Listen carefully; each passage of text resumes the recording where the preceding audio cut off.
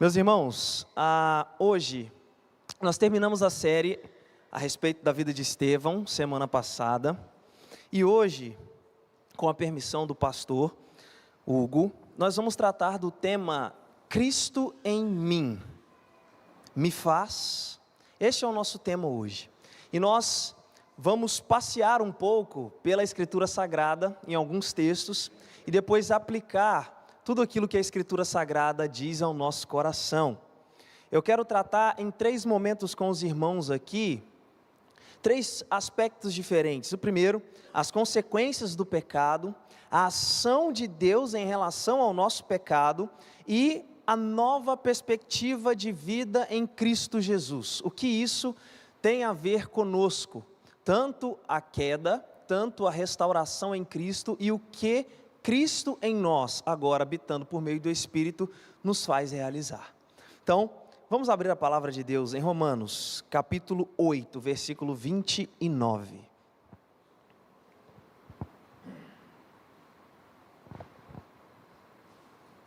Romanos, capítulo 8, versículo 29.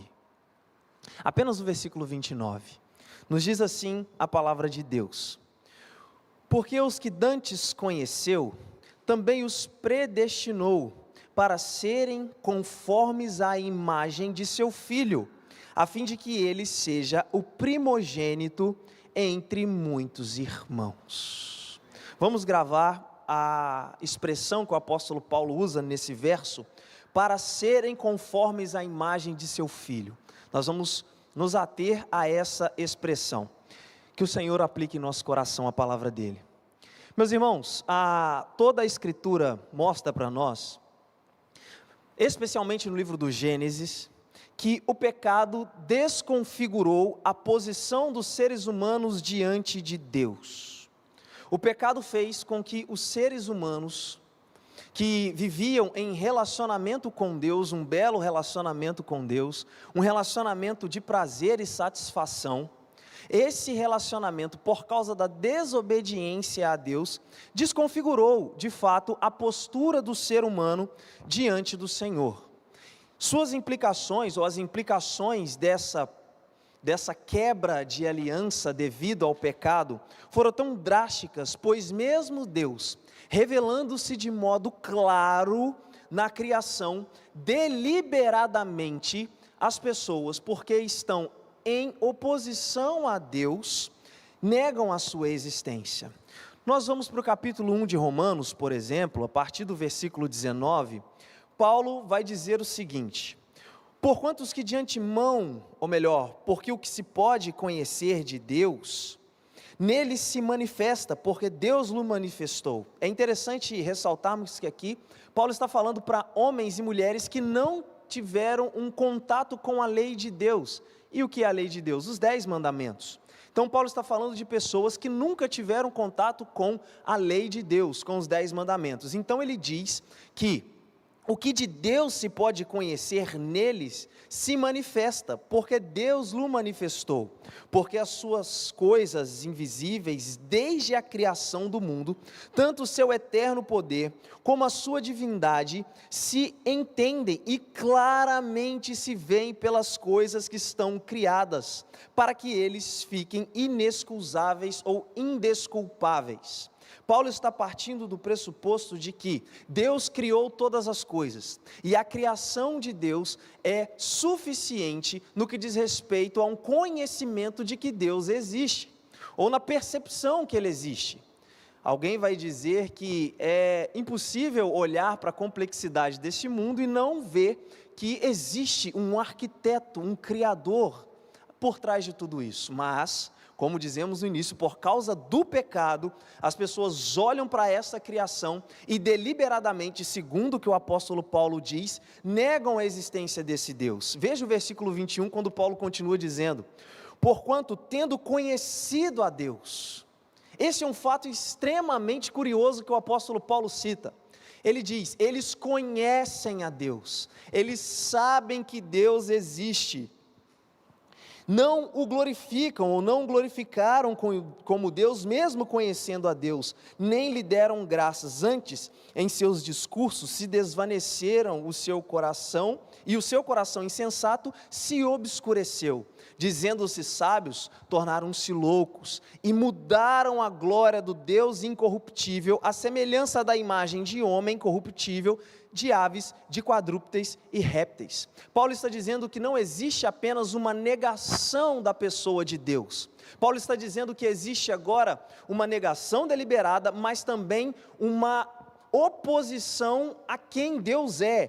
Tanto que o apóstolo Paulo vai dizer que essas pessoas, se dizendo sábios, tornaram-se loucos, porque negam a existência de Deus. E além disso, mudam a glória do Deus incorruptível, a glória do Deus santo, do Deus tremendo, do Deus poderoso, do Deus criador, à semelhança de imagem de homem corruptível, de aves, quadrúpedes e répteis. Todas as inclinações do ser humano agora estão em oposição a Deus. É como se o homem escolhesse virar as costas para Deus e dizer: nós não queremos mais o seu governo sobre nós. Nós não queremos mais que o Senhor nos dirija, nós estamos declarando independência do Senhor.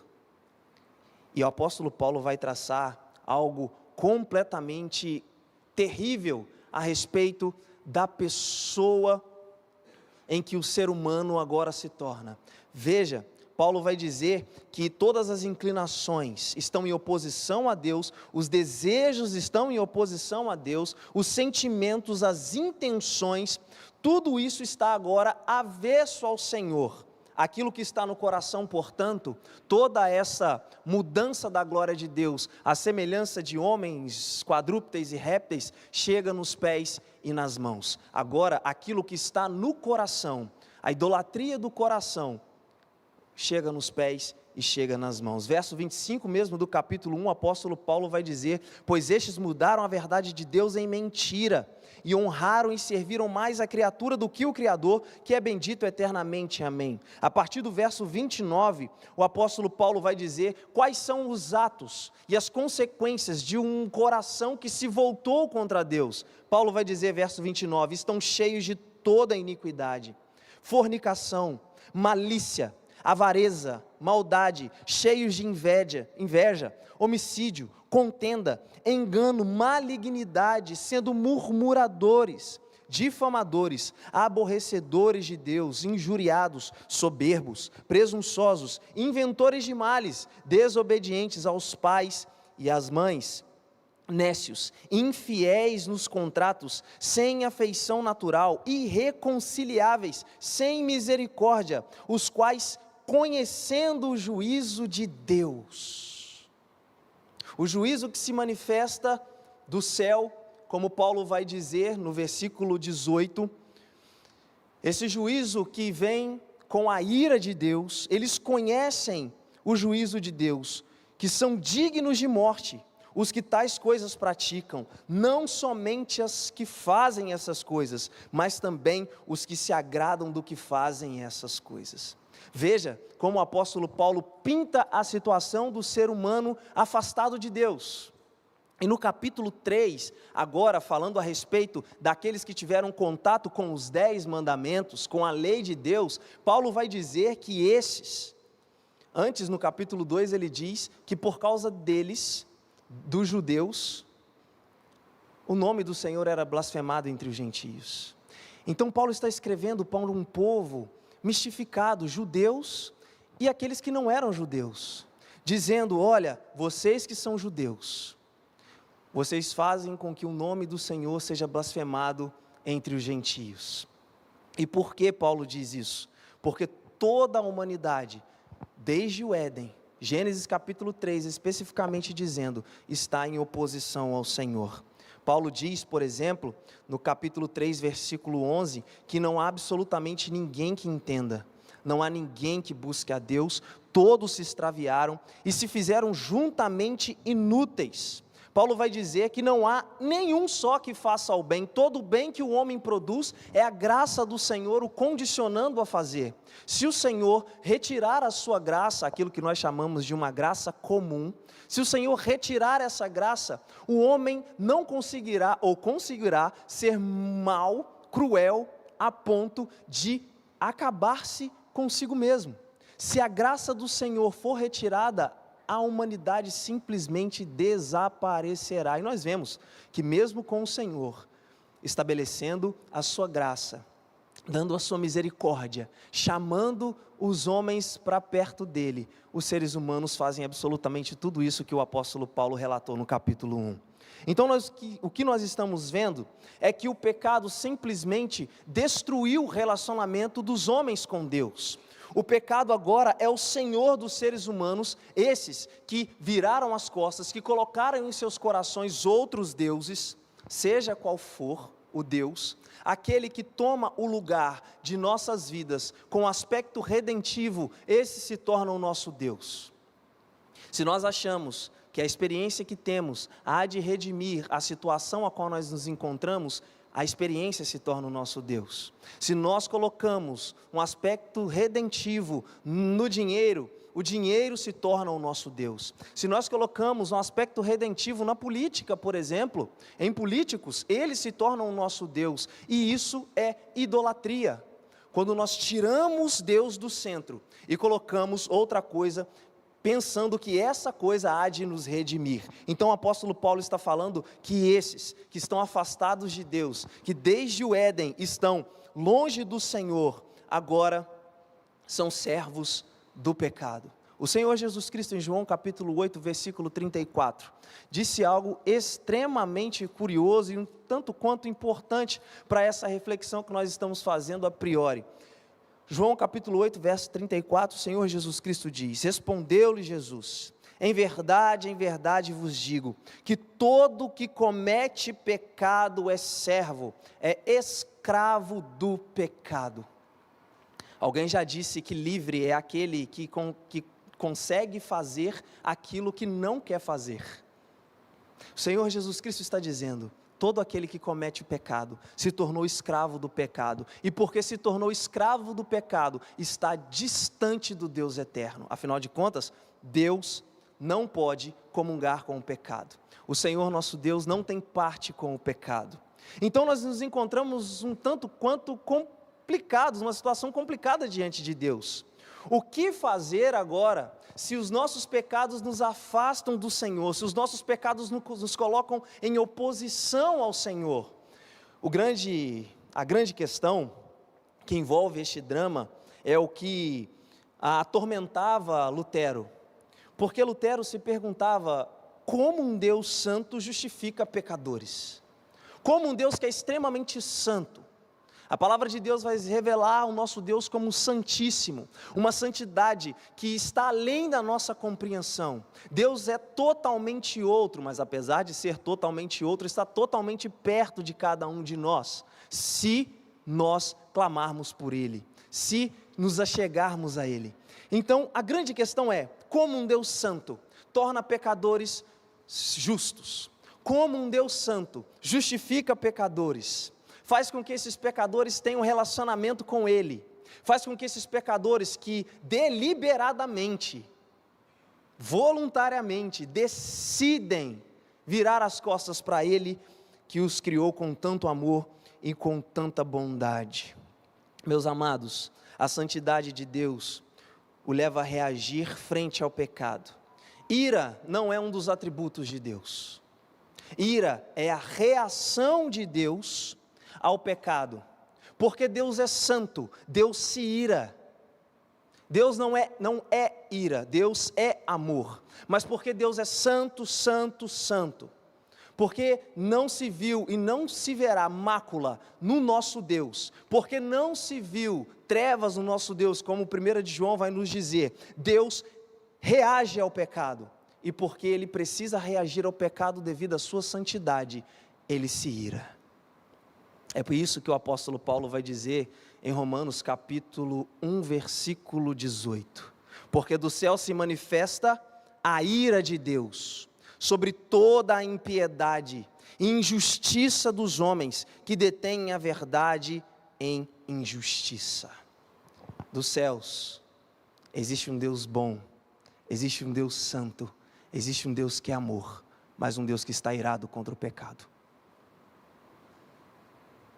Mas um Deus que não tem parte contra o pecado, com o pecado. Mas um Deus que reage à ação dos pecadores. Pecadores aos quais Ele criou com muito amor.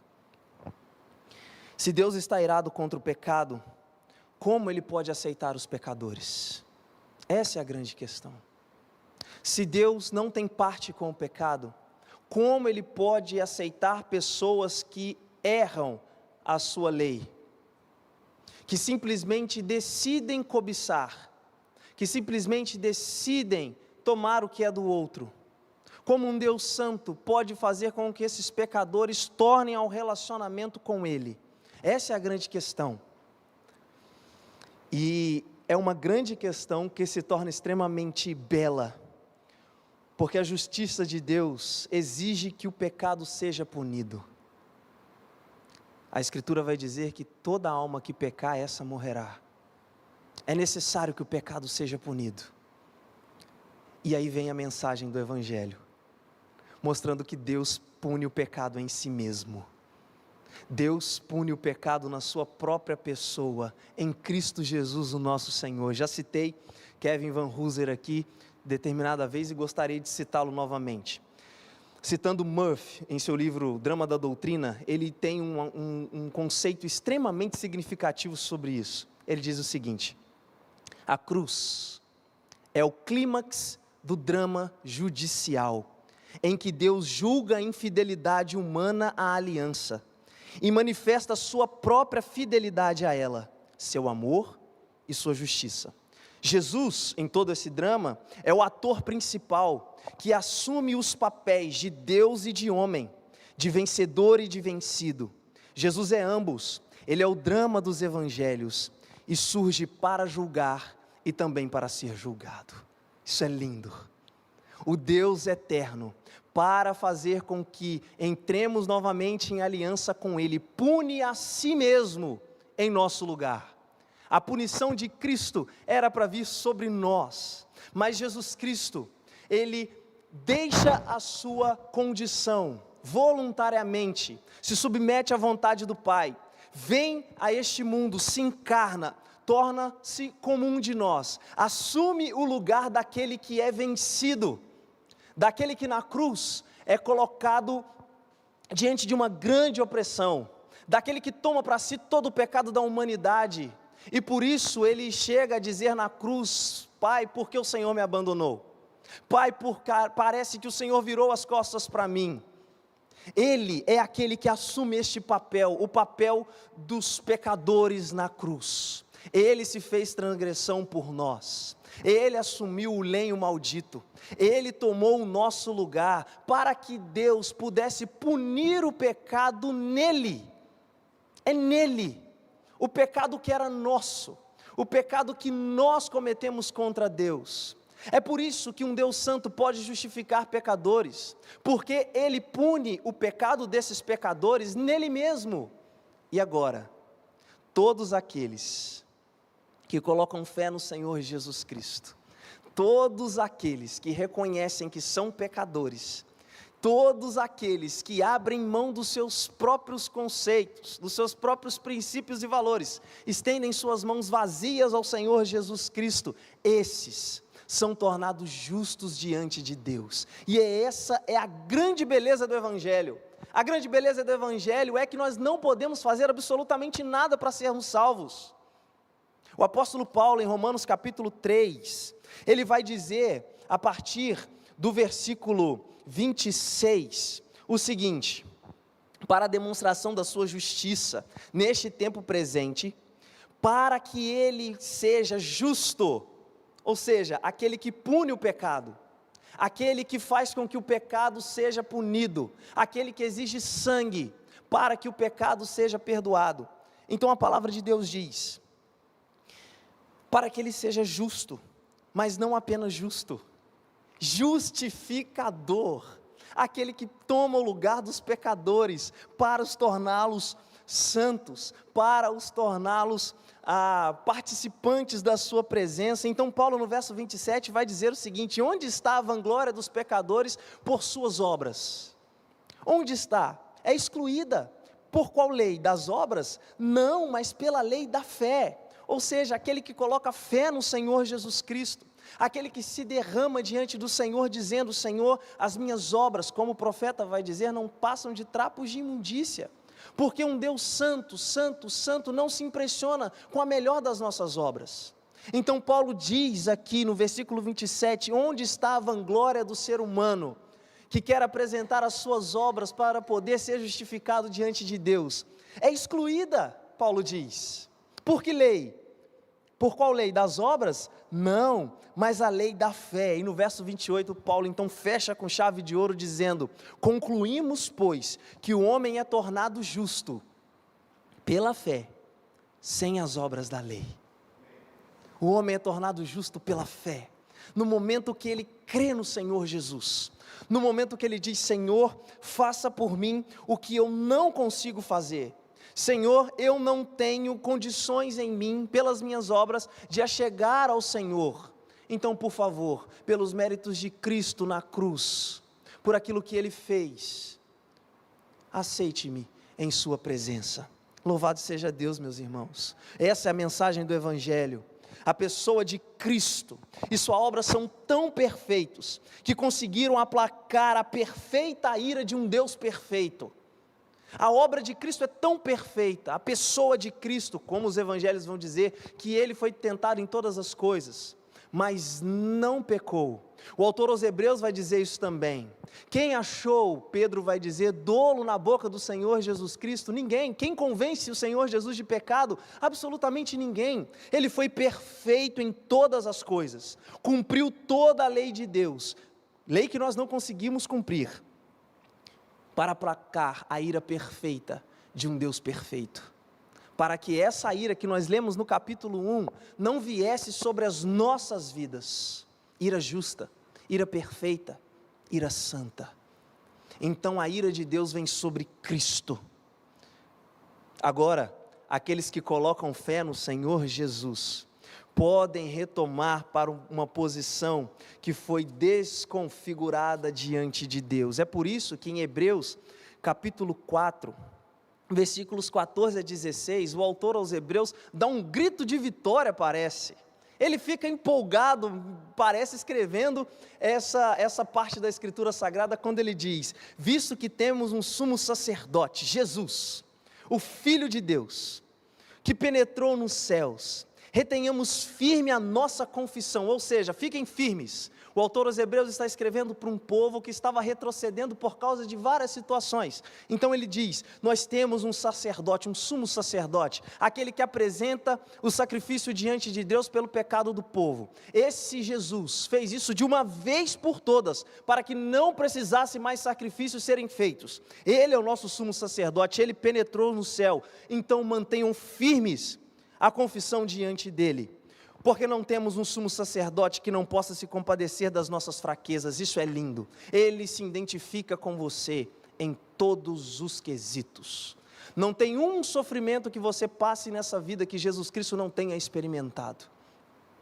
Ele se identifica com você em todos os aspectos, para que ele pudesse representá-lo lá naquela cruz, para que ele pudesse tomar o seu lugar naquela cruz. Então o autor diz: nós não temos um sumo sacerdote que está alheio a nós. Não, pelo contrário, ele conhece todas as nossas fraquezas, ele é um como nós, em tudo foi tentado, mas sem pecado. E aí ele chega com muito entusiasmo, chega diante dos seus leitores e diz: cheguemos, pois, com confiança ao trono da graça, para que possamos alcançar misericórdia e achar graça, a fim de sermos ajudados em tempo oportuno. Louvado seja Deus. A mensagem do Evangelho nos alcança, meus irmãos, por aquele sumo sacerdote perfeito que é Cristo Jesus. E uma vez que Ele é perfeito, Ele nos dá uma condição perfeita. A condição vem dEle, não vem de você, por isso que é perfeita. de nos achegarmos diante de Deus, com ousadia, diante do trono da graça, para sermos ajudados em tempo oportuno. Ele segue nos ajudando, Ele sustenta os nossos passos, e diante desta beleza, em união com Cristo, nós somos aceitos por Deus. E Paulo vai dizer que o mistério que outrora estava oculto é revelado nessa união com Cristo, com as pessoas que nele creem. Não existe maior glória na perspectiva de Paulo em ter o próprio Deus agora habitando suas vidas. Veja o que ele diz em Colossenses, capítulo 1, versículos 27 a 29. A palavra de Deus diz, Colossenses, capítulo 1, verso 27. Aos quais Deus quis fazer conhecer quais são as riquezas da glória deste mistério entre os gentios, que é Cristo em vós, Cristo em vocês, a esperança da glória. E Paulo vai fazer uma descrição maravilhosa, ou melhor, já tinha feito uma descrição maravilhosa a respeito da pessoa de Cristo, dizendo que ele é a totalidade do ser de Deus. Então Paulo traz um conceito revolucionário para os crentes em Colossos, dizendo, é o próprio Deus, em sua totalidade, em sua plenitude, habitando as suas vidas. Ele, Jesus Cristo, é a esperança da glória. Verso 28 do capítulo 1, a quem anunciamos, admoestamos a todo homem, ensinando a todo homem em toda a sabedoria, para que apresentemos todo homem perfeito em Jesus Cristo, maduro em Jesus Cristo. E para isso também trabalho, combatendo segundo a eficácia que opera em mim poderosamente. Isso é lindo. Isso é maravilhoso, ver como o Evangelho vai à vida de um homem e transforma a sua vida por completo. E para Paulo, esta ação eterna de Deus em salvar em Cristo, é para nos levar à semelhança com o próprio Cristo. É por isso que em Romanos ainda, capítulo 8, versículo 28, o apóstolo Paulo vai dizer o seguinte: e sabemos que todas as coisas contribuem juntamente para o bem daqueles que amam a Deus, daqueles que são chamados segundo o seu propósito. Verso 29, o texto que começamos lendo. Porque os que de antemão conheceu, também os predestinou para serem conformes à imagem do seu Filho, a fim de que ele seja o primogênito entre muitos irmãos. Desde a eternidade, Deus ama aqueles que são seus, os conhece, os chama com um propósito: fazê-los semelhante a Cristo, fazê-los semelhantes a Cristo Jesus. Veja, existe agora um novo ser sendo moldado à conformidade com a pessoa de Cristo. É isso que o apóstolo Paulo vai dizer em 2 Coríntios capítulo 5, versículo 17. Ele vai dizer o seguinte: assim que, se alguém está em Cristo, em união com Cristo, porque nele creu, se alguém está em Cristo, é nova criatura, é nova criação. As coisas velhas já passaram, eis que tudo se fez novo. E para que a gente complemente este conceito que nós estamos trabalhando aqui, o texto que nós lemos hoje, inclusive, em Gálatas, capítulo 2, versículo 20. Veja que o apóstolo Paulo diz agora, com esse conceito muito bem estabelecido, de Cristo habitando sua vida: eu já estou crucificado com Cristo, agora não é mais Paulo que vive, agora quem vive em mim é o próprio Cristo. Quem vive em mim agora é o próprio Jesus. Paulo morreu, mas foi ressuscitado por Cristo. Agora quem age através das minhas mãos, dos meus pés, da minha voz, é o próprio Cristo. Lembra-se, nós deliberadamente viramos as costas para Deus, mas em Cristo, Ele faz com que contemplemos a sua face de glória sem temor, sem medo e sem qualquer tipo de vergonha. Isso é maravilhoso, meus irmãos. Isso é singular. Nenhuma mensagem, qualquer outra religião que exista, prega uma mensagem como essa. Uma mensagem que é o próprio Deus que vai buscar aqueles que são seus e os traz a um relacionamento com Ele. Ninguém prega isso. Na verdade, o que se é pregado é que nós temos que oferecer alguma coisa para chegarmos ao nosso Deus, ou para chegarmos a qualquer tipo de divindade. O Evangelho é diferente. O Evangelho aponta o próprio Deus indo em busca do pecador, o resgatando e o levando a uma nova vida, como Paulo vai dizer aqui. Logo, Cristo é o início, Cristo é o meio e Cristo é a chegada de toda a vida cristã. Cristo é tudo em nós. Cristo é tudo, e se Cristo é tudo, nós não temos falta de absolutamente nada, nada. A nossa satisfação é encontrada em Cristo. Os nossos passos são firmes, porque é Cristo que os sustenta. Nós caminhamos rumo à pessoa de Cristo, sim, para encontrá-lo, mas também para vivermos em conformidade à sua pessoa. E obviamente a gente se pergunta quais são as implicações práticas diante dessa gloriosa doutrina bíblica. O que significa ser conforme à imagem de Cristo? E aí nós chegamos ao tema que eu propus para os irmãos essa noite. Cristo em mim me faz, em primeiro lugar. E serei sucinto nesse momento. Obedecer à vontade do Pai. Cristo em mim me faz obedecer à vontade do Pai. As verdades mais profundas são aquelas que são mais simples, já dizia o sábio. Cristo em mim me faz obedecer à vontade do Pai. E que vontade é essa? É a grande pergunta. A vontade que outrora nós não conseguíamos realizar, porque éramos escravos do pecado. Agora existe um outro rei que reina em nós, e esse rei é Cristo. Agora nós conseguimos dizer não ao pecado, nós conseguimos dizer não à cobiça, nós conseguimos dizer não ao furto, nós conseguimos dizer não àquelas coisas que estão lá nos 10 mandamentos, porque Cristo está em nós, Cristo habita em nós. A vida de Cristo, meus amados, era obediência irrestrita, porém voluntária ao Pai. Ele não se apegou de modo egoísta à sua posição, mas humilhou a si mesmo. E para obedecer, se submeteu. João capítulo 6, versículo 38. A palavra de Deus vai dizer como o Senhor Jesus Cristo obedecia o Pai, porque eu desci do céu, não para fazer a minha vontade, mas a vontade daquele que me enviou. Ou seja, eu sou submisso à vontade do Pai, voluntariamente, Deus de Deus, numa economia perfeita, dizendo, olha, este é o nosso plano, o plano que nós vamos trazer de volta àqueles que são nossos, e Jesus Cristo desce, assume o papel de homem, como eu disse, toma o nosso lugar na cruz, e Ele obedece ao Pai. Cristo em mim me leva à obediência. Meus irmãos, Cristo é a encarnação da obediência.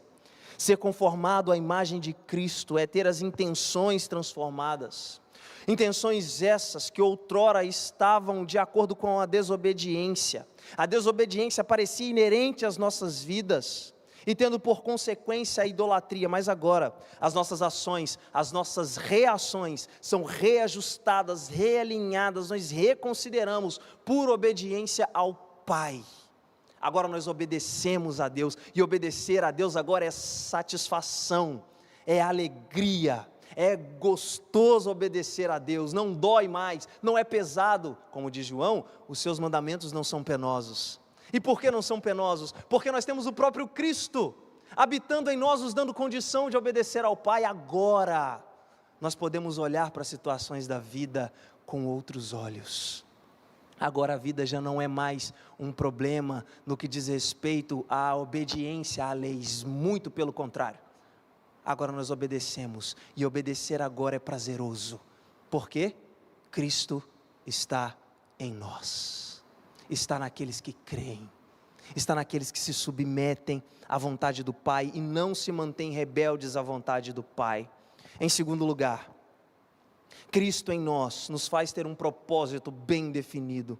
Ser conforme a imagem de Cristo nos leva a uma vida com um propósito bem objetivado. Nossos passos se assemelham agora aos passos de Cristo na terra. E na terra o Senhor Jesus Cristo obedeceu, como eu disse, à vontade do Pai, e essa vontade culminou na cruz. E este era o propósito final da vinda de Cristo.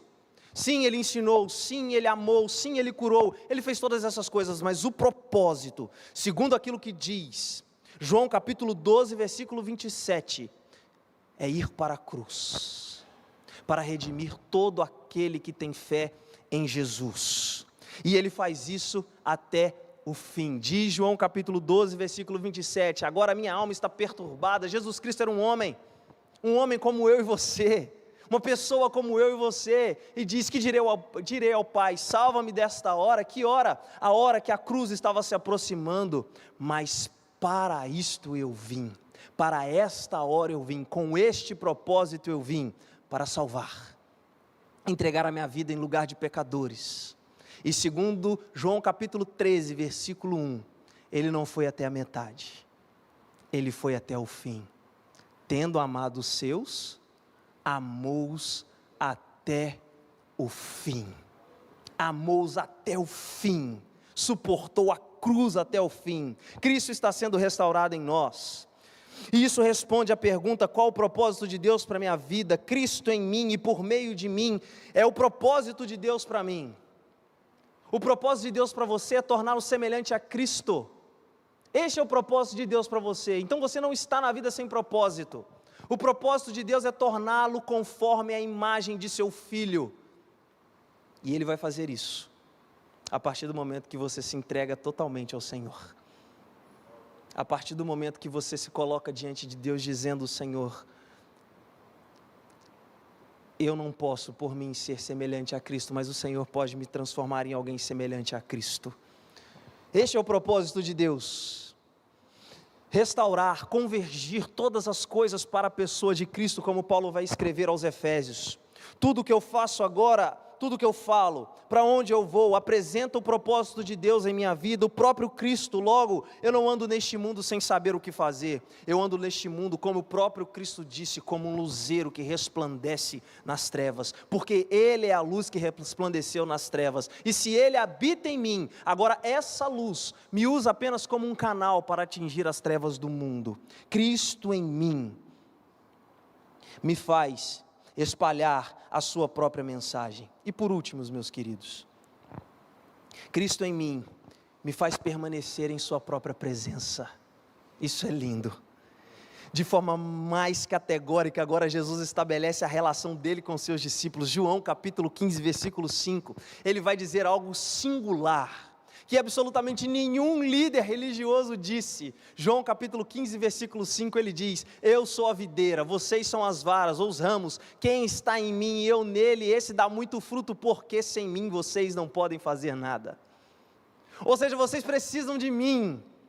E por que Jesus tem autoridade para dizer isso? Porque Ele é o próprio Deus, o Deus encarnado, que veio e pode dizer sim: sem mim vocês não podem fazer absolutamente nada. E nós já provamos para nós mesmos que nós não podemos. E nós já provamos. E nós já experimentamos as arduras da vida, as questões mais complicadas da vida, e que nós tentamos resolvê-las, e nós não conseguimos, e dependemos de outra pessoa, e dependemos de outro recurso, e dependemos de qualquer outra coisa. Nós já provamos para nós mesmos que sem Jesus nós não podemos fazer nada. Cristo é o recurso que Deus usa para nos fazer permanecer em sua presença. É Jesus que nos sustenta na sua própria presença. Permanecer em Jesus nos levará à conformidade com Ele mesmo.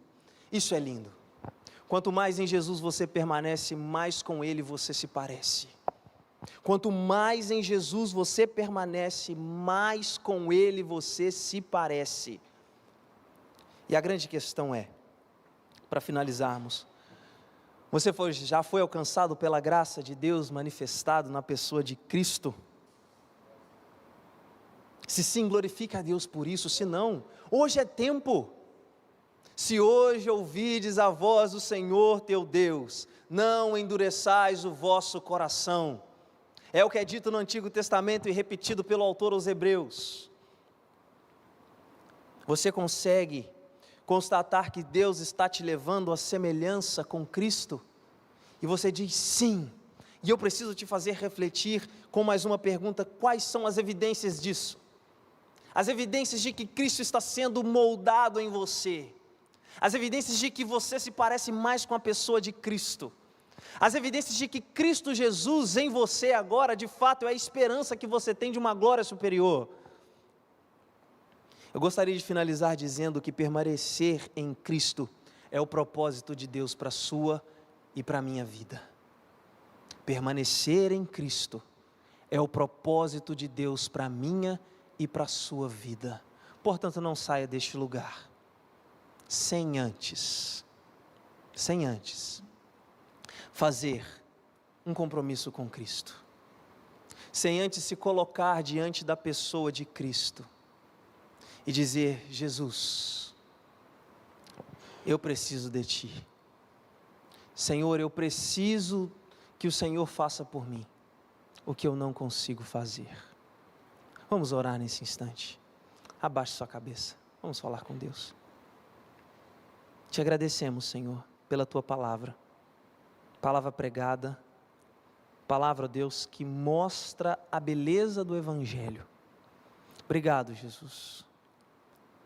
Obrigado porque o Senhor é bom e a Tua misericórdia dura eternamente. Obrigado, Senhor, porque em Cristo nós podemos encontrar, ó Deus, alegria, em Cristo nós podemos encontrar satisfação, em Cristo nós podemos, ó Deus, vivenciar experiências que nós nunca tínhamos vivenciado. Obrigado, Senhor, pelo Teu poder sobre nós, pela Tua graça que nos alcança e pela Tua misericórdia que contempla as nossas vidas todos os dias. Te louvamos, te agradecemos em nome de Jesus. Amém.